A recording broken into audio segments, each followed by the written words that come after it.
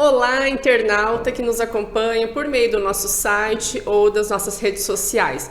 Hoje aqui no estúdio, mais uma visita e mais uma vez o tema da nossa conversa aqui vai ser política. Ao meu lado, a jornalista Ana Paula Vilsen, e nós recebemos a visita do deputado federal eleito pelo PP, muito conhecido já na nossa região, tradicional, Dirceu Esperafico. Bem-vindo, Dirceu. Olha, é um prazer voltar aqui no presente, hoje conversando com vocês, depois de uma eleição muito importante para o nosso país e na expectativa agora do próximo domingo, uma nova eleição, que na minha opinião é a eleição mais importante da história do Brasil.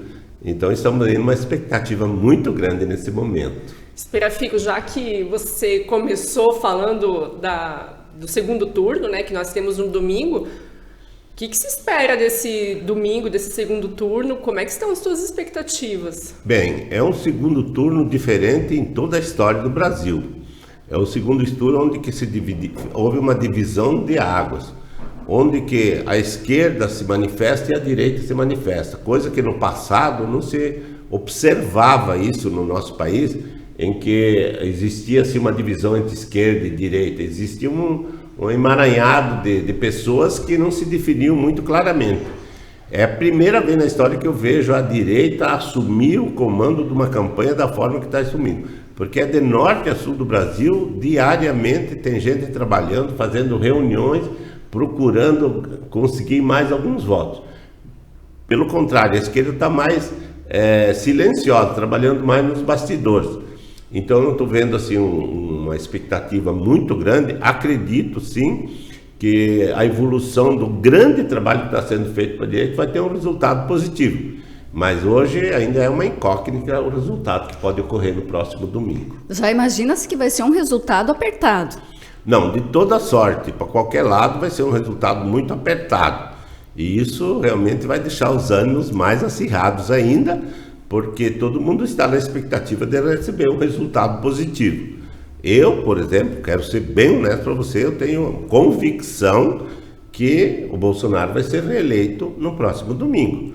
Agora, existem correntes pensando contrariamente, e isso acaba deixando um pouco preocupado. As pesquisas não dá para confiar muito, porque hoje nós já temos pesquisas dando uma vantagem larga para o Bolsonaro. Em compensação, tem pesquisas que estão dando empate técnico, mas assim, em números assim tão pequenos que é 0,2, 0,1 de diferença.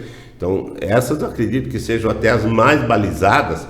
E tem outras também, principalmente as direcionadas pela Rede Globo, que dão uma larga vantagem para o Lula. Não acredito nessa vantagem que a Rede Globo está divulgando. Acredito mais nessas pesquisas que estão assim no empate técnico hoje. Dirceu, você acha que independente de quem ganha a eleição no domingo, vai haver uma dificuldade em governar devido a esse acirramento político que a gente observa? Eu vejo uma coisa, o Congresso eleito, tanto na Câmara como no Senado, foi muito mais favorável à direita, baseado no Bolsonaro. Então será muito mais fácil para governar para o Bolsonaro, numa eventual vitória dele, do que o contrário. Porque os ânimos estão muito acirrados e esse pessoal de direita que foi eleito é um pessoal assim muito mais convincente, que são os eleitos por esse pessoal que está trabalhando no Brasil inteiro. Então você pode ver assim, os candidatos a Senado do Bolsonaro foram todos eleitos praticamente, e isso dá uma força muito grande depois lá no Senado. Então a dificuldade do Lula, se ele for eleito, vai ser muito maior do que a do Bolsonaro. Bom, nessa semana a gente teve algo importante no meio político, que foi a denúncia que a equipe do presidente Bolsonaro fez em relação a inserções nas rádios, a propaganda eleitoral gratuita. O senhor confia no TSE? Olha, é uma coisa que nós no passado confiávamos muito no TSE, hoje não, hoje realmente deixa muita suspeita, muita dúvida, e foi comprovado. E, por exemplo, o presidente do TSE, no momento que o ministro das Comunicações fez a denúncia, a primeira coisa que ele não se preocupou, vamos verificar, vamos examinar se isso realmente é verdade. Não, tragam as provas, caso contrário, ele foi exatamente contra aquilo que estava sendo denunciado. Mas já em pouco tempo foi provado que realmente houve, e muitos diretores de emissoras comprovaram isso, gravando e reclamando que eles não eram culpados, que eram culpados da forma que foi chegando o material para eles lá e como foi direcionado. Então isso foi um fato gravíssimo, que se fosse uma eleição municipal haveria um impasse aí enorme, inclusive de cassação de candidato que fez a irregularidade. Então eu acho que tem imparcialidade no TSE hoje, claramente, tudo aquilo que é apresentado pelo lado do Lula imediatamente é aprovado, aquilo que é apresentado pelo lado do Bolsonaro é negado. Amanhã nós teremos o debate na Rede Globo. Criou-se uma expectativa até por ser o último. Como o senhor acha que vai ser esse debate? Vai ser crítica, porrada, vão estar mais tranquilos, porque qualquer deslize também pode soar negativa para um lado ou para o outro? O que a gente pode esperar desse debate de amanhã? Não, eu acho que vai ser um debate ruim. Não espero um debate como deveria ser, de propostas, que seria o ideal para nós, no Brasil, para sabermos quem vai nos governar, mas os ânimos estão tão acirrados, a preocupação está tão grande que não há controle em cima dos próprios candidatos para que eles façam um debate assim, sadio, até a palavra que eu vou usar, porque eu não vejo assim essa tranquilidade na parte de nenhum dos dois candidatos de aceitar. Eu acho que vai ser em cima de acusações, de confusão e de ofensas pessoais, e não sei o resultado muito desse debate. Eu acredito que ele não vai somar para ninguém. Deputados, o senhor já falou em outras, inclusive entrevista aqui com a Maria Cristina outro dia, que o senhor teme, caso o Lula saia vitorioso no domingo, uma convulsão social. O senhor acredita que o Bolsonaro, caso não saia favorável, né, o resultado para ele não vai entregar o governo, que vai ter alguma, sei lá, tem gente já falando em invasão do Congresso, tem tanta coisa. Será que isso vai de fato acontecer, não, caso ocorra a vitória? Há um risco. Por exemplo, o país hoje está numa expectativa, está à flor da pele. Os caminhoneiros, coisas que nunca faziam, hoje eles não estão mais viajando, eles estão parados. Os caminhoneiros, as associações do Brasil inteiro estão se reunindo para o quê? Para ficar pro motorista votar no próximo domingo, porque eles são 95% favoráveis à reeleição do Bolsonaro. O que vai acontecer? Eles já estão falando que se o resultado não for positivo, segunda-feira ninguém viaja, vão trancar as rodovias. Os caçambeiros estão falando em carregar os caminhões de terra para trancar as rodovias e assim por diante. Eu acho que isso é uma desordem, não digo uma convulsão tão grande, porque tem uns afirmando que tem guerra civil. Mas eu acho que não chegaria tanto. Se houvesse alguma coisa maior, seria o exército tomar conta e apaziguar os ânimos. Porque, caso contrário, vai ser difícil. Agora, realmente, se o Lula vencer as eleições, nós vamos passar um período muito difícil, muito conturbado, porque no passado, o governo de esquerda não falava aquilo que ia fazer. Ele falava que ia ser um governo democrático, que as coisas iam acontecer com normalidade, etc. E tal. Hoje não, eles já estão afirmando claramente que dentro do governo dele o MST vai ter espaço para trabalhar. As invasões externas já estão todas programadas e isso vai ser muito ruim para a nossa região aqui. Vamos supor a região do extremo oeste, indo até Iguaíra, Terra Roxa, Palotina, até Foz do Iguaçu.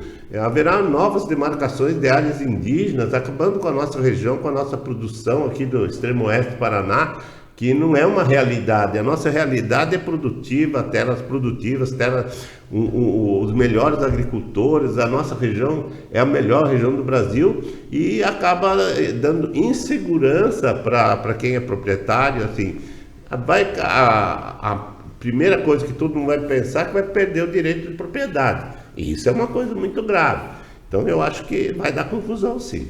E Esperafico, como deve ser a sua atuação na Câmara dos Deputados caso o Lula seja eleito? Olha, honestamente, eu vou ter que ser oposição.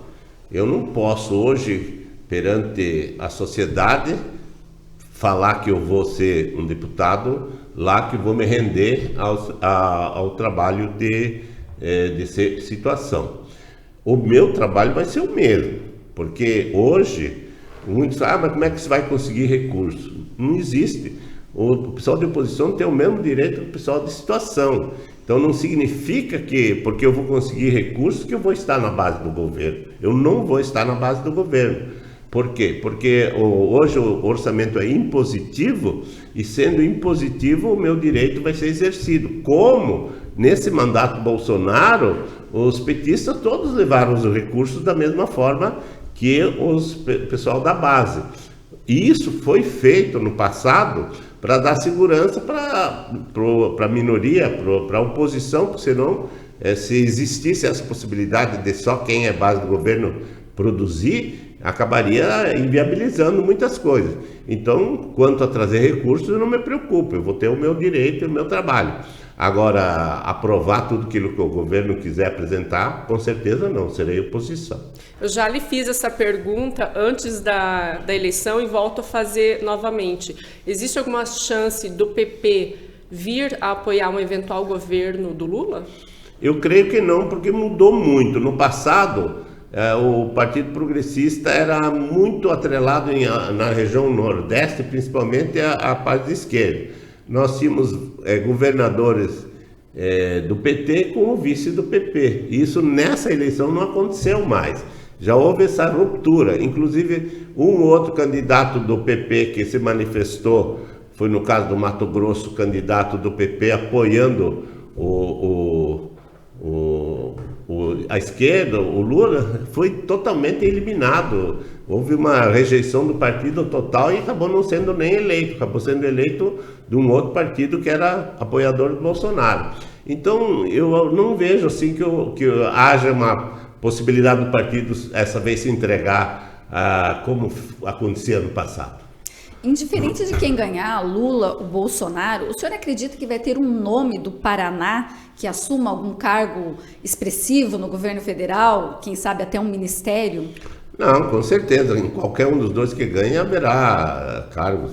Por exemplo, se o Lula ganhar, a Gleice vai ser chefe da Casa Civil, o Samed vai ocupar Itaipu e etc. Vai virar aquela bagunça que era no passado. Agora, se o Bolsonaro ganhar, também tem espaço para paranaenses assumirem. Eu acho muito importante. O Paraná está fazendo um trabalho muito forte para o Bolsonaro, o governador está claramente fazendo campanha e o governador vai ter que reconhecer esse trabalho aí. A base aqui dele, tanto o PL, o PP, o Republicano, que foram os três partidos que foram oficialmente da base do governo, são somente três, terão um espaço dentro do governo. Bom, Esperafico, vamos falar um pouquinho da eleição. Você ficou, de certa forma, um pouco... A gente já vinha falando da eleição, né? Mas agora é da sua eleição. Você ficou, de certa forma, um pouco decepcionado com o resultado da sua votação? Não, eu não fiquei decepcionado porque eu consegui me eleger. Eu achei que fazia um número um pouco mais expressivo de votos. Mas eu sabia que entrando numa eleição, para quem tinha disputado a última vez 8 anos atrás, e estando 4 anos totalmente fora do cenário político, em função de não estar exercendo cargo nenhum, vivendo um período de pandemia que você não se comunicava com praticamente ninguém, e os atuais mandatários, atuais pessoas que exerciam cargo como deputados estaduais e deputados federais, dando assistência, trabalhando, atendendo as prefeituras, municípios, evidentemente tomaram um espaço que no passado era nosso. Então eu entrei na campanha sabendo que eu precisava recuperar um espaço para o extremo oeste do Paraná. E todos falavam, Esperafico, o único que tem chance para recuperar esse espaço é você. E realmente o resultado da eleição foi essa, que qualquer um outro que se candidatou, inclusive a outros cargos, não foram eleitos.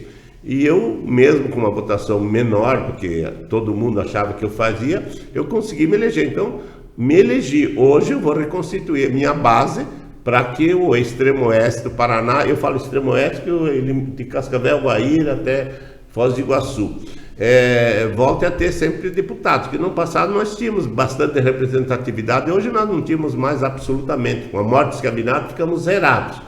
Então eu voltei para começar a criar novamente um núcleo político para que o Extremo-Oeste volte a ter deputados estaduais e deputados federais, 1 ou 2, pelo menos federais.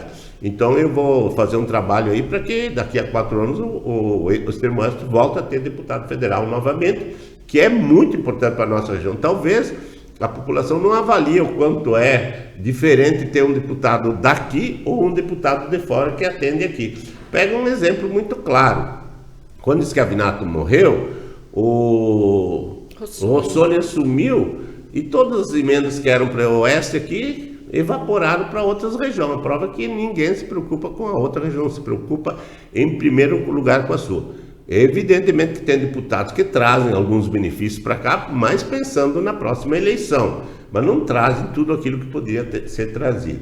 E nós aqui temos eu, por exemplo, tenho uma base que eu atendo só essa região. Então, todos os recursos vêm para essa região. Você se sentiu abandonado pelo grupo político que tradicionalmente ele apoiava aqui em Marechal Rondon? Não, eu não digo que fui totalmente abandonado, porque eu continuei fazendo a minha dobradinha com o Ademir Bier, investi, coloquei gente para trabalhar para mim e para ele. O que eu senti que o partido optou por um outro candidato que estava mais próximo a ele, que era o Sérgio Souza. Então eles optaram, não fui eu que optei, eu sempre queria eles do meu lado, queria que eles estivessem me ajudando, mas infelizmente eles optaram por outro, a gente respeitou. E o futuro que vai se decidir como você vai trabalhar. Isso pode ter uma volta aí na eleição municipal? Não, é muito cedo para falar nisso. Eu vou ter que ouvir os que me apoiaram. Certo. Fico até por todas as características que você falou, né? Foi uma eleição atípica para você. Ela foi a eleição mais difícil? Você que tem uma trajetória longa aí na política, foi a mais difícil, a mais desafiadora? Olha, eu creio que foi a mais difícil sim, porque não consegui fazer reuniões, não fiz campanha, entrei a decisão minha foi na convenção. Eu não tinha vindo aqui antes anunciar que ia ser pré-candidato, candidato, absolutamente nada. Sempre aguardando que tivesse alguém da região que despontasse para a gente apoiar, inclusive. Mas quando chegou no último momento, eu acabei aceitando. E daí, lógico, isso tornou mais difícil que as anteriores, porque nas anteriores a gente vinha numa sequência natural e a prova sempre que eu tive uma votação muito mais expressiva. Mas, em resumo, eu acho que hoje tem que deixar passado. Conseguiu se eleger, independente, o valor meu lá vai ser igual aquele que foi o mais votado lá de Minas Gerais, aquele menino, o Nicolas, que hoje está fazendo um grande trabalho para a candidatura do presidente Bolsonaro. Está mudando a cabeça de muito jovem para votar no Bolsonaro e está ajudando. Então, o valor lá agora nosso, lá no Congresso, é o mesmo. Esperafico, você pretende disputar a reeleição? O seu objetivo, que já tinha se aposentado politicamente, é permanecer apenas nesse mandato? Não. Eu já no passado, em 2014, quando eu fiz a campanha, já falava para a população que eu seria candidato para preparar um sucessor para o Extremo-Oeste do Paraná. E fiz isso na época e deu resultado. Infelizmente, houve essa ruptura aí com a morte de Schiavinato. Aí voltei pela necessidade de termos uma representação novamente aqui no Extremo-Oeste. Então, farei novamente o mesmo trabalho, preparando alguém e segurando o espaço político para que nós continuemos tendo deputados federais no próximo mandato. E você já visualiza algum nome que pode ser esse seu substituto? Não, hoje não, mas a gente já vai ter que pensar logo agora com as eleições municipais, formar toda a região, bases e conversando com cada um. Olha, nós teremos um candidato a deputado federal da nossa região, vamos escolher um que tem a chance de eleger, mas o compromisso de cada cidade fazer com que ele possa somar para que isso ocorra. E isso eu vou fazer. O fato do Lúcio Demarque não ter sido eleito deputado estadual dificulta esse seu projeto ou você não apostava no nome dele? Como sucessor, no caso? Não, eu apostava muito no nome dele para deputado estadual. Achava que ele seria eleito. Ele é primeiro suplente do partido. Inclusive, creio que ele vai assumir a Assembleia Legislativa, não digo todo o período, mas grande parte do período. Ele vai assumir, inclusive agora esperamos que já no começo do mandato. Eu acho que ele teria que se consolidar primeiro como um cargo estadual, fazendo um bom trabalho para ser reeleger deputado estadual, porque como ele é suplente, vai chegar lá nos últimos 9 meses, pelo menos, o titular vai voltar. E aí ele vai ficar fora. Então é difícil para uma campanha maior, que seria deputado federal. Mas tudo é possível, depende do desempenho dele nesse período, pode-se despontar um grande nome aí para ser o futuro. Mas se não for ele, nós vamos achar alguém, não precisa ser especificamente de Toledo, pode ser de Marechal Rondon, de Palotina, enfim, do extremo oeste do Paraná. O Anderson Bento Maria, outro dia, em entrevista para a gente aqui no Presente, ele comentou, fez análise da campanha dele, enfim, do número de votos, até surpreendeu, ele não se elegeu, mas fez uma votação expressiva, e ele falava justamente da questão dele estar em uma cidade pequena, Maripá, né, um número de eleitores pequenos, e ele cogita, inclusive, a possibilidade de mudar de município, Palotina, Toledo inclusive, né? O senhor acredita que se ele mudar, ele pode estar aí disputando um nome, ele é um nome que tem um potencial, e isso ajudaria ele, no caso, tanto na próxima eleição, seja candidato a deputado estadual ou federal, não sei? Não, o Anderson tem um potencial muito grande, é um rapaz preparado, um nome que eu achei até que ele faria mais votos do que ele fez. Ele fez muitos votos aqui bem na micro-região. Faltou ele ser mais conhecido fora, em outras regiões. E ele trabalhou para isso, mas como? Aquilo que eu falei, todo mundo tinha o seu candidato estadual e federal em qualquer região. Chegava em Missal, em Santa Helena, e em qualquer município o pessoal tinha os seus candidatos. Então ele também estava na mesma condição minha. Ele entrou agora.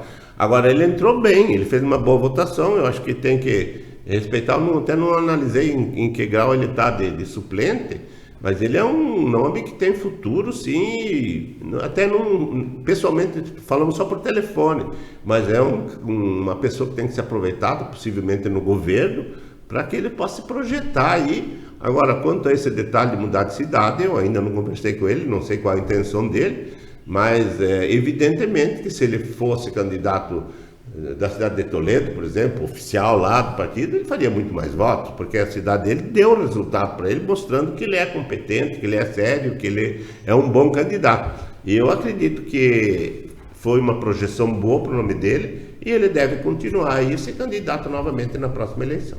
Ele teria uma abertura no município de Toledo caso mudasse o domicílio eleitoral lá? Isso é difícil poderia de ter saber. Dificuldade? Isso o cara tem que conquistar, não é uma coisa assim, eu vou dizer, vai abrir o espaço. Eu pergunto porque você conhece o eleitor de Toledo muito bem, né? Uma pessoa, mas já vieram outras pessoas de fora e fizeram sucesso. Enquanto isso aí, não vejo dificuldade. A única coisa tem que saber com a forma que ele vai chegar, se ele vai chegar. Isso é tudo uma coisa que pode acontecer, não tem uma previsão, não é previsível, não, só pelo fato de mudar para Foz do Iguaçu, ele vai ser o candidato mais eleito de Foz do Iguaçu. Não é assim.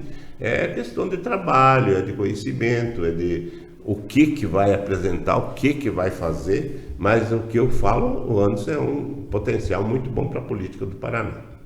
O senhor tem a experiência na família, agora seu filho, Natan, assumiu recentemente, por um período curto, mas enfim, está como deputado, assumiu uma cadeira na Assembleia.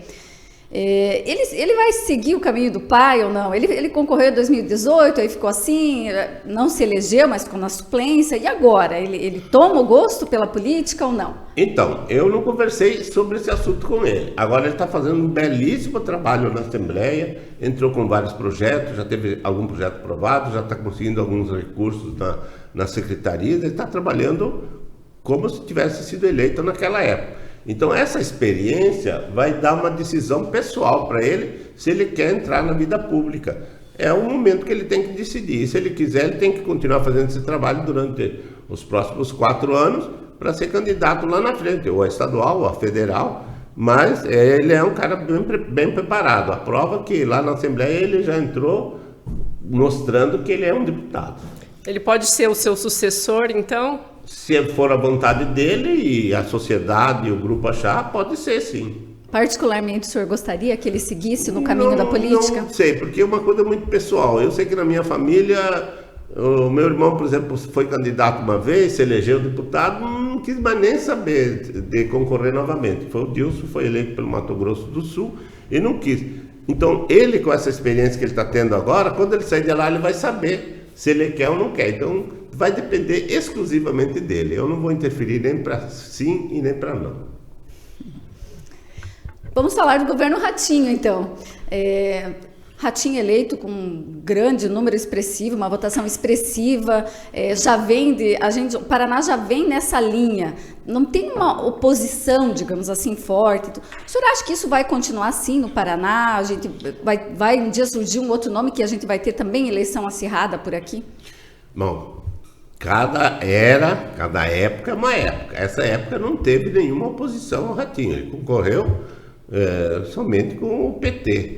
E isso realmente foi muito fácil para ele, graças a Deus. Nós torcemos para isso e estamos na base dele, apoiamos. 2 anos atrás nós já assumimos o compromisso que o PP não teria candidato e estaria apoiando ele como candidato a governador. Já deu uma segurança muito forte naquele tempo. Evidentemente, como agora ele não vai para a reeleição, vão surgir novas forças que vão aparecer. E isso vai se dar uma demonstração logo após as eleições. Por quê? Porque o governador, evidentemente, vai preparar alguém para ser o seu sucessor. Então, esse vai ser um nome forte. Mas pode surgir outros nomes aí dentro da área política, com certeza. Nós temos aí deputados estaduais, deputados federais de expressão, não digo só no nosso partido, mas em outros partidos. E agora, como muitos partidos vão desaparecer, porque quem não fez coeficiente, etc., vai tendendo a fazer alguma federação. Os que fizeram federação praticamente são extintos. E os que não fizeram federação e não tiveram índice vão ter que se migrar, porque eles continuam como partido, mas não tem horário eleitoral, não tem fundo partidário, etc. Então vão desaparecer. E isso é uma coisa boa. Nós não podemos continuar com 30 partidos no estado aí disputando eleições. Tem que ter um número mais reduzido, isso consolida mais a democracia. Então, eu acho que vão surgir novos nomes aí, com certeza absoluta. Hoje não tem nem ideia de quem será o próximo governador. Bom, fala-se muito na possibilidade do Ratinho, em 2026, ser candidato ao Senado, que eu acho que seja o mais provável, mas também os aliados dele comentam da possibilidade de eventualmente ser candidato a vice-governador, vice-presidente ou até presidente. O senhor acha que há potencial para tanto? Olha, para senador, sem dúvida nenhuma, disparado seria o nome mais viável, principalmente que tem 2 cadeiras. Sim. Isso não tem dúvida nenhuma, seria eleito assim, de uma forma tranquila. Mas é um nome possível até para presidente, sim. Por quê? Porque quem que está hoje no cenário nacional, se tivesse alguém de expressão, teria sido candidato aí contra o Bolsonaro e contra o Lula. Não teve. Os nomes que surgiram aí dos outros partidos foram nomes pífios. Nenhum atingiu 10% máximo. E são os mesmos de sempre.